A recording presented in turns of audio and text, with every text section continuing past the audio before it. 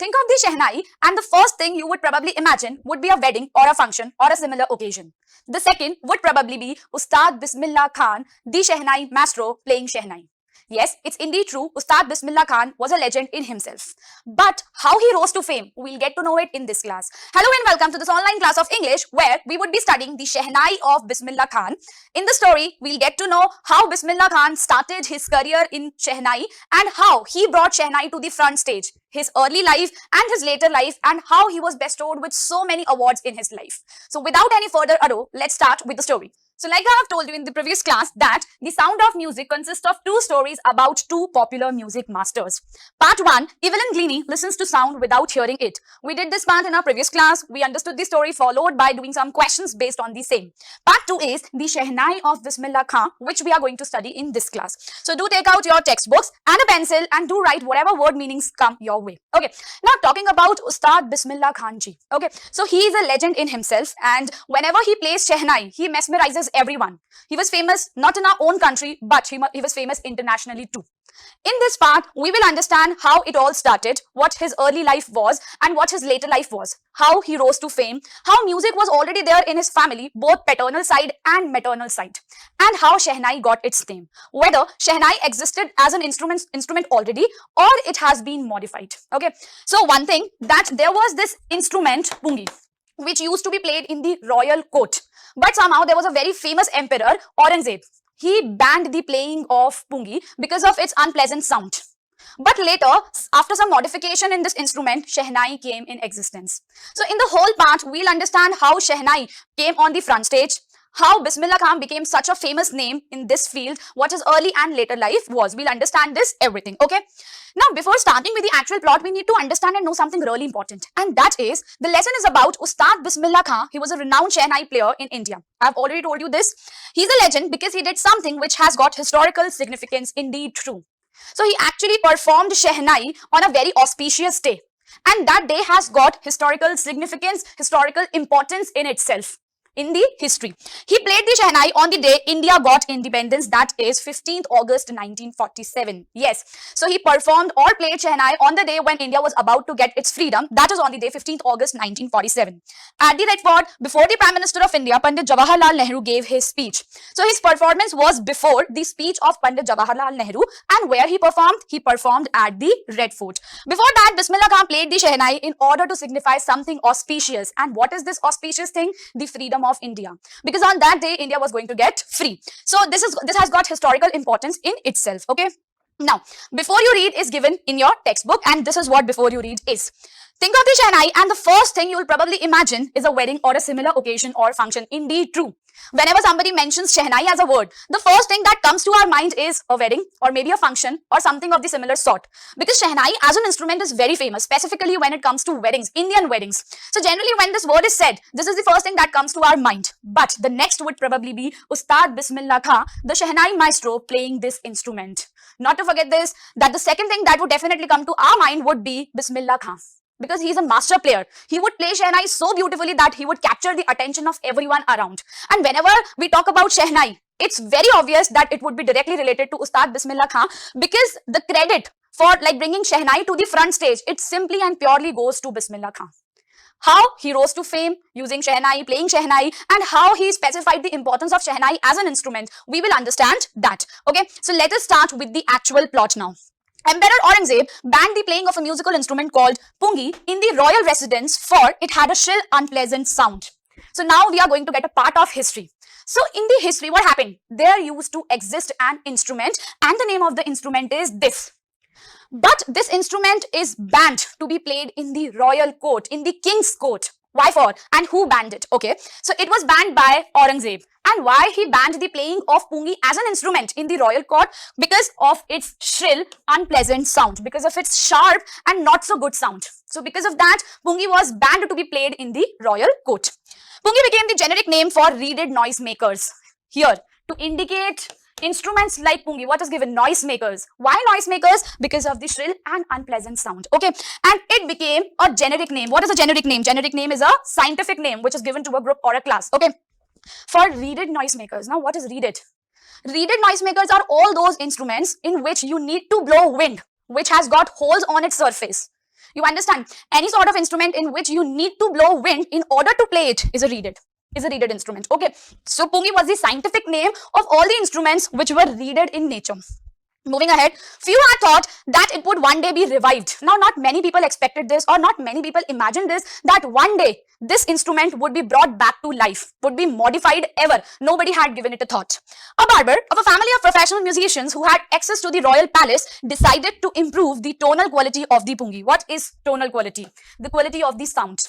So since nobody thought that pungi as an instrument would ever be brought back to life, but something unexpected happens. And what's that? There was a barber. Who's a barber? Who cuts our hair. Okay, so there was a barber, and this barber belonged to the family of professional musicians. Since this barber belonged to the family of professional musicians, he of course had that insight about music. He had that background of music because he belonged to a family of professional musicians. So he had a keen insight, and somehow he could go to the royal palace. He could go to the king's court. He was allowed to go to the king's court, and he made a decision. What was the decision? He decided that he would somehow improve or enhance the sound quality of the instrument pungi. He decided so. He chose a pipe with a natural hollow stem that was longer and broader than the pungi and made 7 holes on the body of the pipe. Now, to do this, in order to somehow enhance the sound quality of this instrument, what experiment did he perform? He actually chose a pipe, and this pipe was a hollow. Hollow means empty. So this was an empty stem, and it was longer and broader in comparison to actual pungi. Okay, so it was longer and broader, and what he did on the surface of it, on the surface of that pipe, he created 7 holes, 7 different holes on the body of the pipe. So this was the experiment he performs. Moving ahead, when he played on it, closing and opening some of these holes, soft and melodious sounds were produced. And he got successful in this experiment. How? Because when he tried to perform that particular instrument, as in by opening and closing of different holes at different timing, so the sound that was created, the sound that was produced, it was so soft, it was so melodious, unlike the sound that was created by pungi. So this sound was really very different. It was pleasant to the ear. It was soothing to the ear. Okay. He played the instrument before royalty, and everyone was impressed. Now the sound that was created from this instrument, it somehow grabbed the attention of the people of the king's court. They liked it, and everyone in the royal court appreciated the music that was somehow produced. The instrument, so different from the pungi, had to be given a name. Now, since pungi had a very sharp and unpleasant sound, on the contrary, this instrument had a very pleasant, soft and melodious sound. So of course, the name had to be changed. So the modified version of pungi got a different name in itself because of the difference of sound. As the story goes, now it's a story which is said, since it was first played in the Shah's chambers. Now what is a Shah chambers? Everything royal. What do we call? Shahi. To indicate royal, we say Shahi. Okay. So Shah's chamber means royal chamber or royal court, king's court. Okay. And why was played by a nai? Who's a nai? Nai is a barber in Hindi. You understand? Nai is a barber in Hindi. The instrument was named Shehnai. You got it? Since it was first played in the royal court, so from there, Shah, this Sheh word is taken, and it was first played by a Nai, Hindi of barber. So the instrument was named Shehnai. So I hope you have understood that how pungi was modified, and the modified version of the instrument is given the name Shehnai. So this is how Shehnai was originated. The name was originated. The sound of the Shehnai began to be considered auspicious. So, because it was so soft and melodious that it was given the value of being an auspicious sound, and for this reason it is still played in temples and is an indispensable component of any North Indian wedding.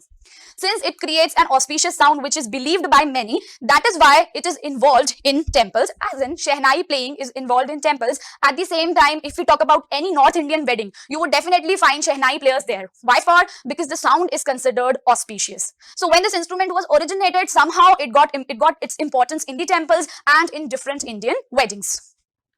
In the past, the Shehnai was part of the Naubat or traditional ensemble. It's mentioned here. The pronunciation has to be like this. Not ensemble, but ensemble. The pronunciation has to be like this, okay? Of 9 instruments found at royal courts. What is this Naubat or traditional ensemble? So basically, this is a collection of 9 different instruments which would be played at the royal's palace, okay? Which would be played at the king's court. So Shehnai was one of those 9 instruments there which would be played at royal courts. Till recently, it was used only in temples and weddings. And apart from being played in the royal court, where Shehnai playing would take place in different temples and at different wedding ceremonies. The credit for bringing this instrument onto the classical stage goes to Ustad Bismillah Khan, who is the person who's responsible in bringing this instrument to the front stage. Ustad Bismillah Khan. Otherwise, this instrument would have remained just one of the 9 very instruments that were played or that were counted as a part of the Naubat or traditional ensemble. But standalone, bringing Shehnai to the front stage, who gets the credit for it? Ustad Bismillah Khan gets the credit for it, because every time he would play Shehnai, he would mesmerize everyone around. And since the sound was so pleasant, he would play it so well that this instrument has got its importance in itself. Standalone, this instrument has got its importance. As a 5-year-old, Bismillah Khan played Gilli Danda near a pond in the ancient state of Dumrao in Bihar. So now starts his early life. So when he was at the age of 5 years, he was involved in playing Gilli Danda, which he would like a lot. And where he would play that? He would play that in some place in Bihar. He would regularly go to the nearby Biharji temple to sing the Bhojpuri Chaita, at the end of which he would earn a big laddu weighing 1.25 kg, a prize given by the local Maharaja. So you understand, when he was at the age of 5 years only, that time only he started his thing in this. He started to show interest in music somehow. And what he would do, he would go to the nearby Bihariji temple and there he would sing. And what he would sing some Bhojpuri Chaita, and there when he would be finished, he would be provided with a laddu that would be 1.25 kg, which is a huge thing for kids generally. He must have liked that so much, and for the same reason, to get that laddu every day, he would go and sing. So you understand, he has got this insight in music since the start itself. Since childhood itself, he started to show interest in music. This happened 80 years ago, and the little boy has travelled far to earn the highest civilian award in India, that is the Bharat Ratna. Now, the story started with the earlier part of his life when he was just at the age of 5 years. It's mentioned here. But this was a thing of 80 years before. So from when he was at the age of 5 years, 80 years from then, he was such a famous figure that he got the highest and the most prestigious civilian award, that is Bharat Ratna, which is a great honor in itself. So you understand, he must have earned so much name and fame that he was bestowed with the Bharat Ratna. How from that particular age to he managed to reach at that such stage of or such point in his life, we will understand that now. Born on 21 March 1916, Bismillah belongs to a well-known family of musicians from Bihar. So you understand where he hails from. He belongs to Bihar. That's his native place, okay? And his family has got a lot of professional musicians in itself. He had a lot of people who were somehow involved in music. His grandfather, now the name of his grandfather is mentioned, Rasul Baks Khan, was the Shehnai Nawaz of the Bhojpur King's court. So his grandfather was also a very great Shehnai player, and where he would play, he was employed at Bhojpur's King's Court. So he would play Shehnai. He was a Shehnai Vadak too, and he would play Shehnai where? At the King's Court in Bhojpuri. His father, Paigambar Baks, and other paternal ancestors were also great Shehnai players. Now, first thing, what are paternal ancestors? It's mentioned ancestors of the father. So your uncles or your aunts from your father's side would be paternal, and from your mother's side would be maternal. I hope I'm clear. So your uncles and aunts and your relative from your father's side would be paternal, and from your mother's side would be maternal. Okay. So his father was also a very great Shehnai player. So you understand, he had already got a base in his family. Both his grandfather and father were great Shehnai players, and somehow that provided him with an edge to perform well too. The young boy took to music early in life. At the age of 3, when his mother took him to his maternal uncle's house in Banaras, which is now Varanasi, Bismillah was fascinated watching his uncles practice the Shehnai. So it's not that he started to show interest in music in the later part of his life or maybe at the age of 5 years. No, he started to show interest, in fact, at a very little age of just 3 years. Just 3 years. It is mentioned here at the age of 3. And how did he recognize that? When he visited his mother's family, when he visited his maternal family with his mother, that time he somehow showed the signs that he's interested in music. How? There, his maternal uncle, he would find his maternal uncles practicing the Shehnai, and that would somehow grab his attention. And his maternal uncles would live there in Banaras, which is now Varanasi. Soon Bismillah started accompanying his uncle Ali Baks to the Vishnu temple of Banaras, where Baks was employed to play the Shehnai. And very soon, what he would do? He would give company to his uncle, and the name of his uncle is already mentioned here, Ali Baks. And this person was employed at the Vishnu temple of Banaras to play Shehnai. So you understand how much Shehnai was famous as an instrument and how demanded it was when it comes to playing in temple. So Ali Baks was a very famous Shehnai player. He knew how to play Shehnai well, and he was employed at the Vishnu temple of Banaras, and he would be given company by Ustad Bismillah Khan. So since then only he was showing interest. Ali Baks would play the Shehnai, and Bismillah would sit captivated for hours on end. He would just give company, and whenever he would see his uncle playing Shehnai, he would just sit there. He would be completely lost and mesmerized listening to the sound. He would show so much interest. Slowly, he started getting lessons in playing the instrument and would sit practicing throughout the day. And gradually what he started to learn Shehnai himself. He was already showing signs that he was interested in learning, and since then he started to learn Shehnai too, and he would spend maximum part of his day in what? Practicing how to play it well, how to play Shehnai well. He would put in a lot of efforts to practice Shehnai. For years to come, the temple of Balaji and Mangla Maiya and the banks of the Ganga became the young apprentice's favorite haunts where he could practice in solitude. Solitude means as in alone. So he would prefer to practice alone. He would appreciate that. Favorite haunts means favorite places, favorite spots. And what were his favorite spots? His favorite spots were the temple of Balaji, Mangla Maiya and the bank of the river Ganga. So these were his favorite spots where he would go and he would spend hours in practicing how to play Shehnai well. And who is this young apprentice? Ustad Bismillah Khan. The flowing waters of the Ganga inspired him to improvise and invent ragas that were earlier considered to be beyond the range of the Shehnai.